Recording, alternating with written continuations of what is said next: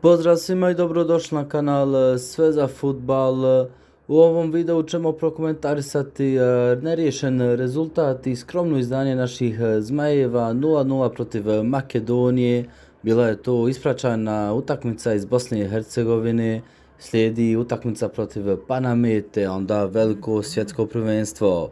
Prije nego što započnemo samim sadržajem videa, moramo pružiti podršku Osmanu Hadžikiću koji je se teško povrijedio tokom pripreme i tačnije zagrijavanja za drugo poluvrijeme.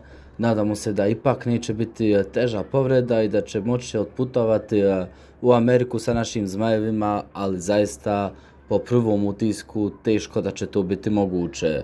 Osmane, izdrži, uz tebe smo. Dakle, kao što smo i očekivali što se tiče same utakmice, prije svega vatrena atmosfera na tribinama, kako je samo lijepo vidjeti puno Koševo, pune tribine, divnu, sjajnu atmosferu, zaista divna noć u Sarajevu. Nažalost, nismo dobili pobjedu na kraju, to bi naravno uljepšalo još ovu noć, ali ipak da nije bilo povrede Hadžikića mogli bi ipak opisati ovu noć kao pozitivnu. Sve u svemu, kao što smo i očekivali, dosta izmiješan sastav, formacija 4-4-2, Tahirović i Gigević na sredini terena, vrlo ofanzivna formacija, Lukić, Baždar naprijed, Alajbegović i Bajraktarević na krilima, Dedić na desnom beku koji je u jednom trenutku igrao vrlo visoko. To je bilo to što se tiče prvog poluvremena. A što se tiče drugog poluvremena, sve se izmijenilo, promjena formacije, trojica pozadi, dvojica naprijed su bili Demirović i Mahmić. O Mahmiću ćemo detaljno kasnije u ovom videu, uglavnom dobio je vrlo zanimljivu ulogu. Svi Zmajevi su dobili minutažu osim Kolašinca, Vasilja i jedina Džeke. Hadžikić bi vjerovatno odigrao to drugo poluvrijeme da se nažalost nije povrijedio. Što se tiče samog sadržaja, utakmica je počela uzbudljivo. Odmah smo vidjeli da Makedonci nisu samo tu kao običan protivnik koji će nam lagano pustiti pobjedu. Bili su tu da pokažu i dokažu da itekako znaju igrati, ušli su ozbiljno u utakmicu što nas je malo iznenadilo, kao da su naši Zmajevi očekivali da će ovo biti vrlo lahka utakmica, a ništa od toga nije bilo. Ali ipak osjetili smo da su Alajbegović i Bajraktarević posebno raspoloženi za igru. Alajbegović je već u 4. minuti pogodio prečku nakon odbijene lopte. Fenomenalan igrač koji će sasvim sigurno odraditi jednu veliku karijeru. Nadamo se da će u ovakvoj formi i u još boljoj formi biti na svjetskom prvenstvu. Već u 6. minutu smo možda mogli dobiti penal, sve i svašta se svira za ruke u današnjem vremenu, tako da nakon šuta Esmira Bajraktarevića lopta je pogodila ruku jednog Makedonca, mogao je biti penal, ali naravno nećemo o penalima i o rukama polemisati u ovom videu. Bilo je to dosta uzbudljivo prvo poluvrijeme, počelo je jako i nastavilo je dosta uzbudljivo. Globalno smo mi napadali, ali smo imali veliki problem u iznošenju lopte. Bukvalno nismo imali sredine terena. Gigović i Tahirović su bili vrlo nisko na terenu, dok su Alajbegović, Bajraktarević, Lukić i Baždar bili previše visoko. Zaista imamo par slika gdje smo razdvojeni na 30-40 metara bez sredine terena. Apsolutno neprihvatljivo i nemoguće stvarati lijepe akcije, igrati i iznositi loptu od pozadu u ovim uslovima.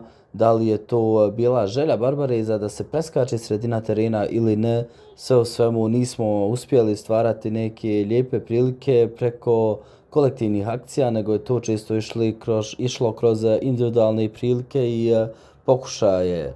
Nažalost, moramo i naglasiti da Esmir Bajraktarević kao da je previše želio biti heroj u ovoj večerašnjoj utakmici pred svojom publikom.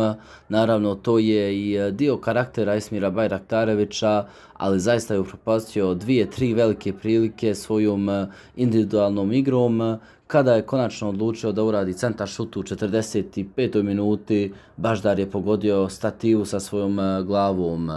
Globalno moramo i naglasiti da su Makedonci imali vrlo ozbiljne prilike, kao što smo rekli, imali smo dosta poteškoća u iznošenju lopte. Radelić sjajno spasio loptu na našoj liniji.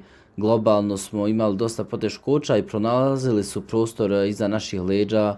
Morat ćemo to pratiti, da li je to samo zato što je izmiješan sastav i dosta Novajlija ili zaista imamo problem sa tim loptama iza naših leđa. Globalno nismo baš najbolji i zaista možemo unaprijediti igru u iznošenju tih lopti i u čuvanje prostora iza naših leđa. Radit će se naravno na tome i nadamo se da nas to neće koštati na mundijalu. Što se tiče prvog poluvremena, završit ćemo kratko sa Baždarom i Jovom Lukićem. Lukić je se dosta izvlačio, dosta aktivan, vrlo često dobro pozicioniran. Nažalost, u par situacija su mu saigrači mogli dati loptu da bi šutirao. Nismo vidjeli njegov šut. Zaista šteta što nismo ga vidjeli u boljim uslovima sa igračima koji ga više traže i više daju loptu.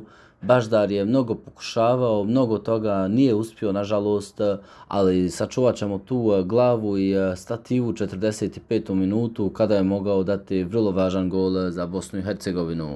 Idemo sada do drugog poluvremena, kao što smo rekli, dosta istraumizirani igrači su ušli na teren vidjevši da je Hadžikić ozbiljno povrijeđen. Vjerovatno je to igralo vrlo jaku ulogu, dosta mirniji tempo, nije se previše išlo u duele u ovom drugom poluvremenu. Naravno, to je bio i primarni cilj, naravno da svako dobije minutažu, ali da prije svega se prođe i nepovrijeđeno. Iako po mnogima će ovo drugo poluvrijeme biti slabije ocijenjeno, naravno bilo je dosta manje prilika, ali globalno što se tiče same formacije, same stabilnosti u igri bilo je dosta bolje, apsolutno bezopasna Makedonija, bolje smo bili postavljeni troje pozadi, zgusnuta sredina trojica, u sredini vrlo je bitno da ojačamo sredinu terena i u ovom drugom poluvremenu smo vidjeli koliko je bitno to prisustvo. Nažalost, falilo je tehničke preciznosti prije svega i ritma u našoj igri da bi ugrozili Makedonce. Dosta puta su nas koštale loše odluke u posljednjih 30 metara, što je naravno šteta, ali globalno igrači su odradili svoje, nema previše zamjerki. Moglo je se malo bolje što se tiče tehničke igre, ali globalno ne možemo previše zamjeriti nikom ništa. Ali ono što ipak moramo naglasiti jeste da je Sergej Barbares bio izuzetno ljut, dosta razočaran u prvom poluvremenu, a u drugom sasvim ljut. Vidjet ćemo kako će reagovati kada se ovo sve malo smiri. Vjerovatno je bilo i njemu stalo da se dokaže i pokaže našoj publici šta znamo i možemo. Svjestan je on da ovo nije bilo perfektno izdanje, daleko od toga, ali kao što smo rekli, nije to bio prioritet večeras.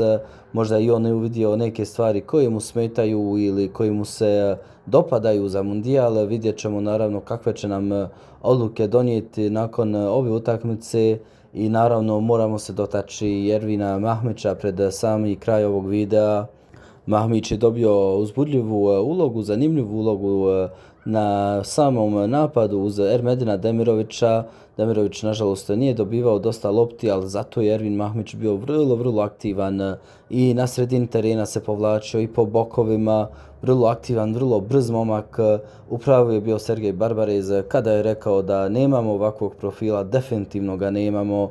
Pratit ćemo naravno njegov razvoj i uloge koje dobiva na terenu, ali ono što moramo naglasiti jeste da itekako može biti zanimljiv u ulozi malo niže na terenu, to jest osmica koja ide prema naprijed, koja je aktivna kao što je modern box to box igrač koji igra kako i u defanzivi i u ofanzivi, dosta slobodan igrač koji trči i ne štedi svoju energiju, a mnogo toga bi se promijenilo kada bi bio još dva napadača naprijed da primaju njegove lopte.